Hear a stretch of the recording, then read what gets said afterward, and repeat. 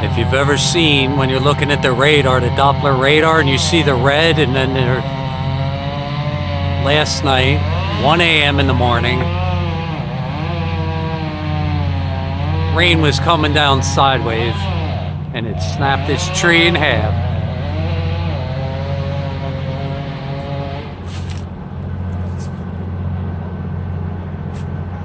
Rain was coming sideways. That's as close as I can get. They won't let me shoot it closer. Sorry. But it broke the tree right in half.